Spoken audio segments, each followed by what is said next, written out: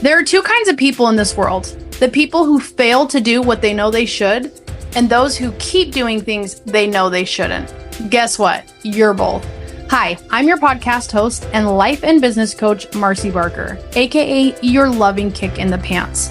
In this podcast, I'll teach you the 6 steps of my accountability code framework that will enable you to wake up with clarity and show up with aligned action steps that make follow through easy and peaceful. When you're ready for more, head to marcybarker.com and we'll chat about your next goal. All right, let's dive in. Hello, my beautiful people. I'm excited to be here today, and I want to start off with a quick story. When I first moved into this ward or church, there was a lady who found out what I did about life and business coaching, and she's like, I need to talk to you. I have this business and I want to do stuff. And we connected a little bit. I think she had my book, and then, years went by or whatever. And I talked to her and I said, hey, I just wrote a new book and I thought of you and I want to bring you a copy. And she's like, oh, my business, I gave up on it. And I was like, oh, okay. Well, I think this book is still relevant. And I was just caught off guard for a second because I see people in business, women in business, fail all the time. Like they stop, they disappear. Even just today in my Facebook group, every single Saturday we have a successful Saturday post, and people are able to share and encouraged to share good things that happen to them, either business or personal. And I had to delete a comment because somebody said, who wants an IG bio audit? It will increase your visibility. It will get you more sales, blah, blah, blah. And I was like, girl, this is the successful post. Like, this is not a place to pitch. I always get a little irritated when people do that. So I looked into the person who posted that, and I'm like, this person doesn't even do Instagram stuff. This person is a travel agent. And I see that very often where people change, and it's okay to pivot. I'm not going to judge, but at the same time, you have to be able to make up your mind on what you're doing and pursue it, and then educate people in the right way. So putting these two things together, one person was like, oh, I just quit, I'm done. And I'm like, oh, please don't be done. Please know that there's so many ways you can build a business if that's really what you want to do. And then second, pivot, but be smart about it. Don't advertise one thing and try to build something and then it doesn't work, and then you just go pitch a new idea that hopefully will make you money in the wrong place at the wrong time with the wrong intention. So today I want to talk to you guys about the framework of becoming boss-minded. If you guys haven't yet, you got to get on the wait list. You can go to bossminded.com and click on books and you'll see it. But the release day is May 22nd. So set your reminders for May 22nd at noon Mountain Time. That's 2 p.m. Eastern Time, because we're going for bestseller status. So there are tons of perks if you purchase a book bundle during that time. So if you're on the wait list, you're going to get the page that shows all the benefits and the bonuses and stuff. But becoming boss-minded is a fantastic resource if you are in either one of those situations where you're like, I'm thinking about quitting, or I did quit, but there's something that still is pulling at you to do something. Or if you're like, I got to pivot, I need to make money, like that second person who's just posting random pitches on the wrong posts. Like, girl, we can do better than that. And we can be smarter about it, and we can be more intentional, and we can make sure that we build something that actually looks good and it feels good too. So I want to tell you about the Boss-Minded framework. Just like the accountability code, you guys, I'm going to pound this into your brain because when you understand how the framework applies to you, it becomes a method for you being unstoppable. Like, you're able to follow through and go do the things you want to do.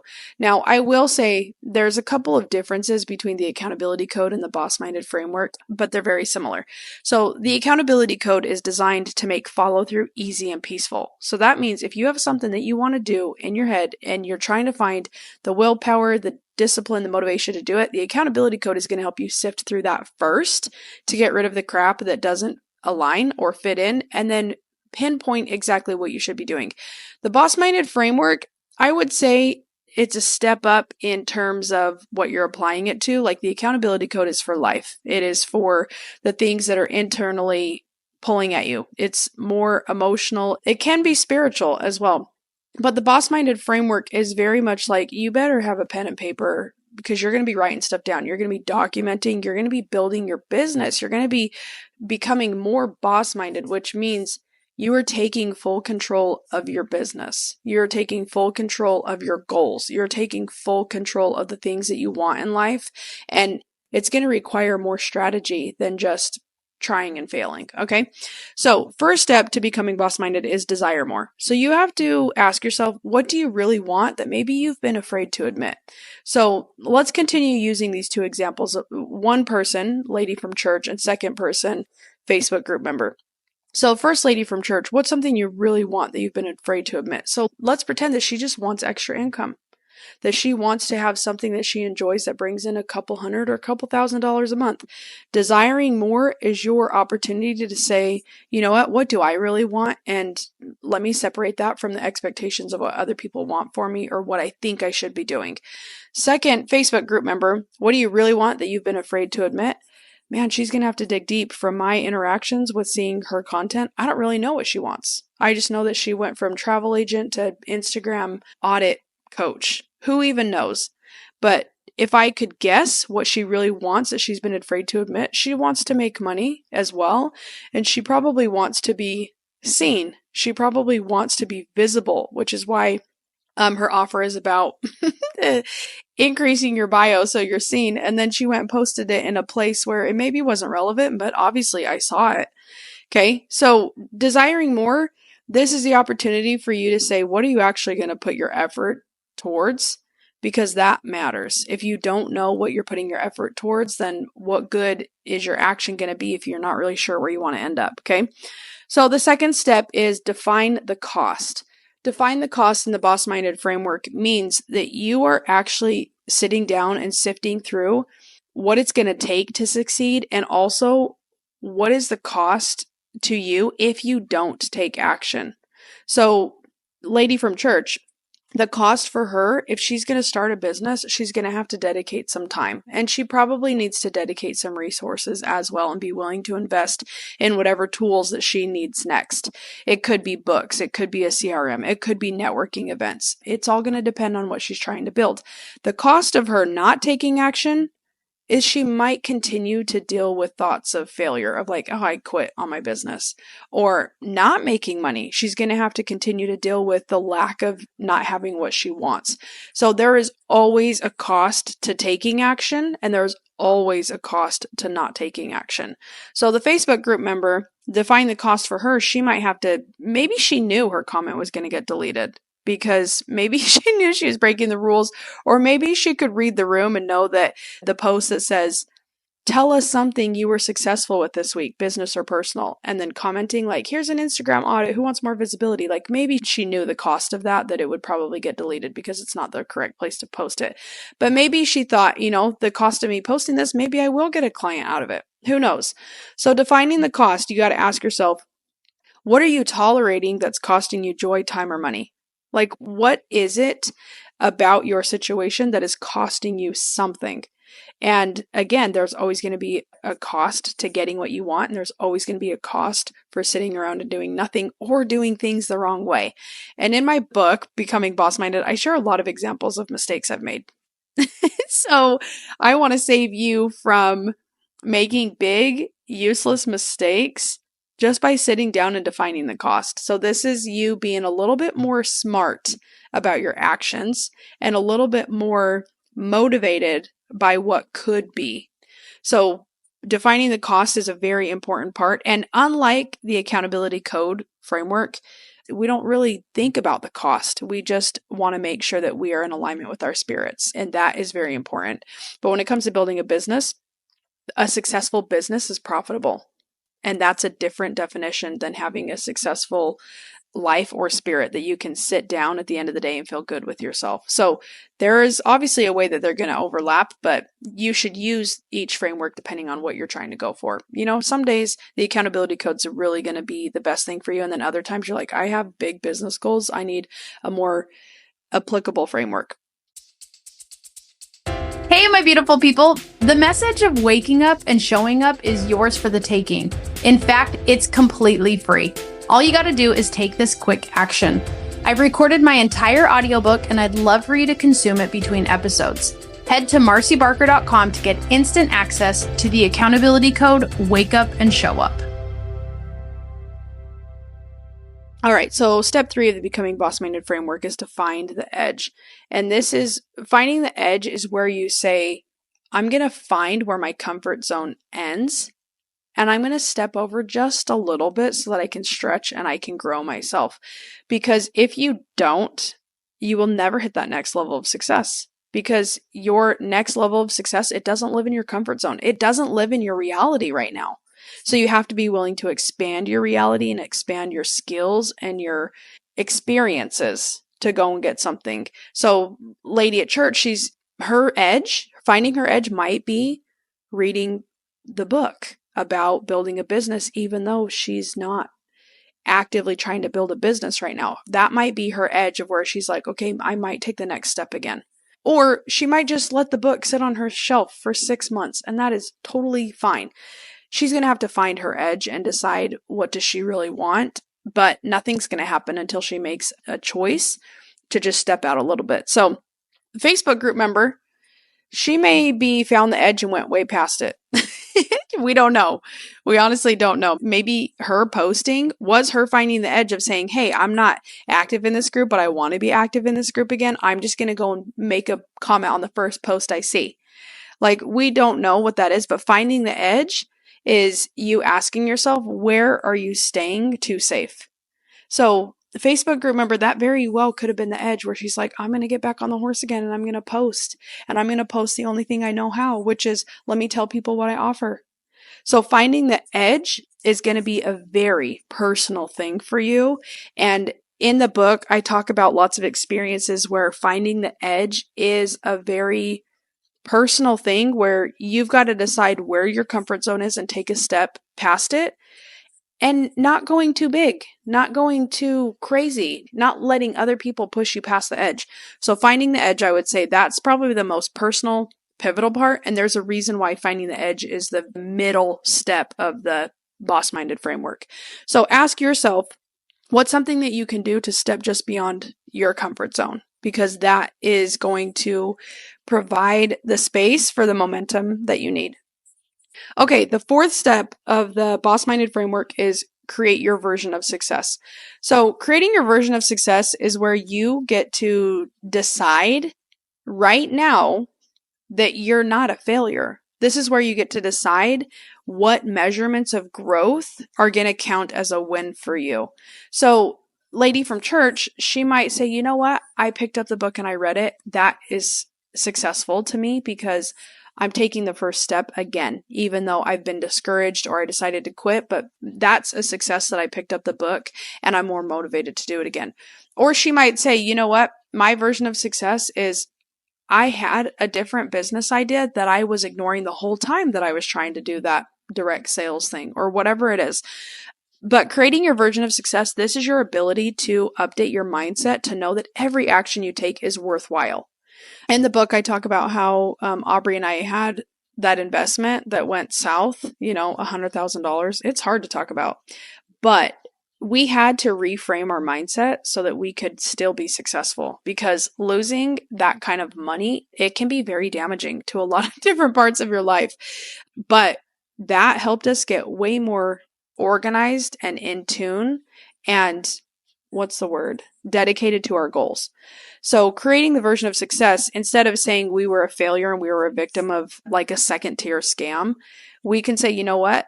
This didn't tear us apart. This made us stronger. This made us smarter. This made us way more aware, because in the grand scheme of things of how much money Aubrey and I will make in our lifetime, 100 grand's not that much.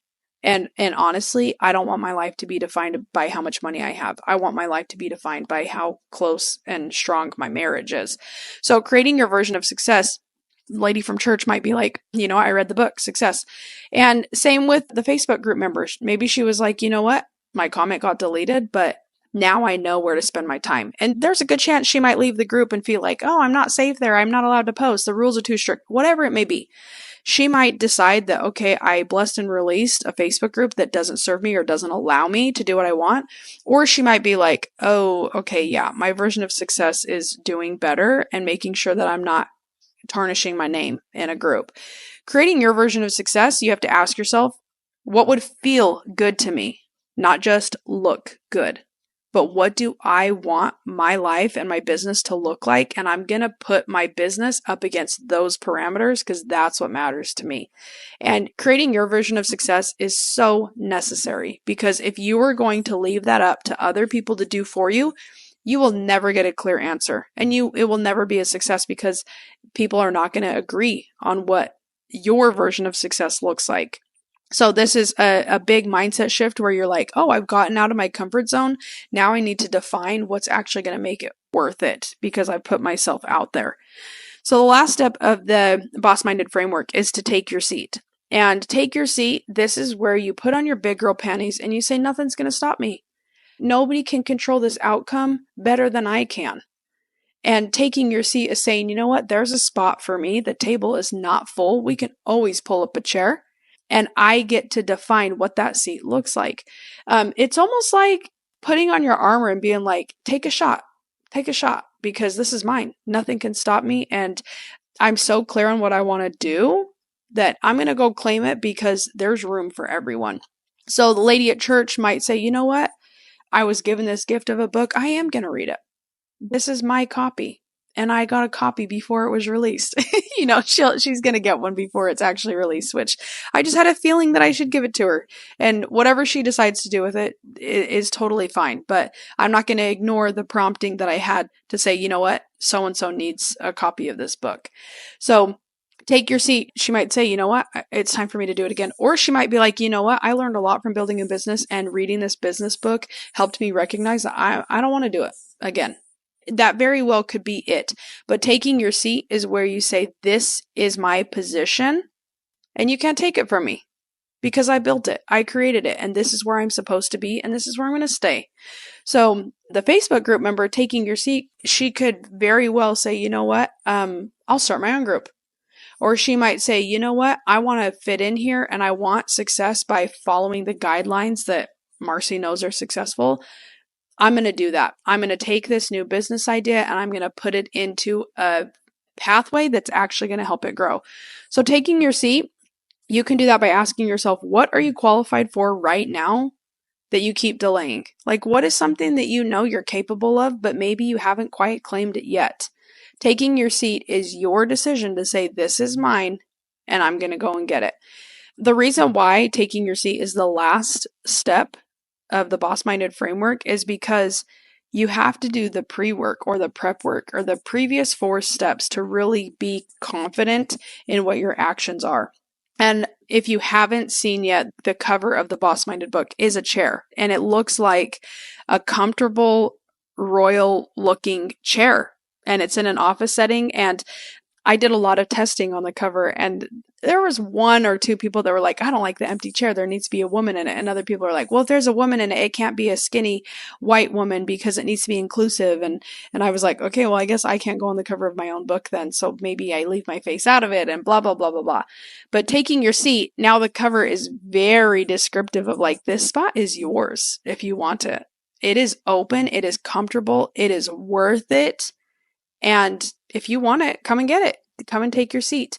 And Becoming Boss-Minded, the subtitle of the book, is Grow Your Small Business Without Sacrificing What Matters Most. And I hope that taking your seat feels like you have everything, because it's something that you've built, and it's something that you enjoy, and it's something that will last. It is something that you can build that benefits not just you, but it builds the people you care about too.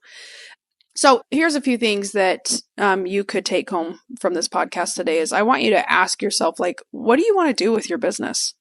What would you take action on if you were like, if I knew that I wasn't going to fail, or if I knew that I could make a few mistakes and still get to the end goal, what would I want to pursue? Because becoming boss-minded is the framework and the pathway to make those things happen in a way that feels good, not just looks good.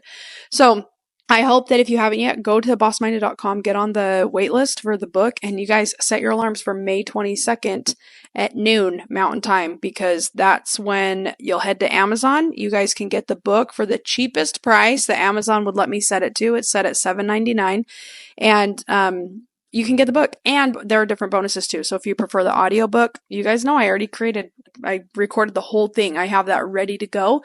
So the only thing we're waiting for is just May 22nd. We're going to get the horse out of the gate and we're going to come out strong. So I appreciate you being here to listen to the podcast and to support the growth, because at the end of the day, I hope it's beneficial for you. I hope that you take action and you feel more empowered to take life into your own hands, and that follow through becomes easy and peaceful because you're very clear of who you are and what you want. And that's going to be different for everybody. So if you need help, I'm always here for you. You guys can always book a call with me and we can chat about your next goals. And I'm here to help you feel fulfilled and be your loving kick in the pants to do so. All right, ladies and gentlemen, I will see you next week for another episode of Your Loving Kick in the Pants. Thank you for listening, friends. If you got value out of this episode, I would love for you to drop a review or share this with a friend. Let's be real. Let's spread the word, because we all know someone who could use your loving kick in the pants.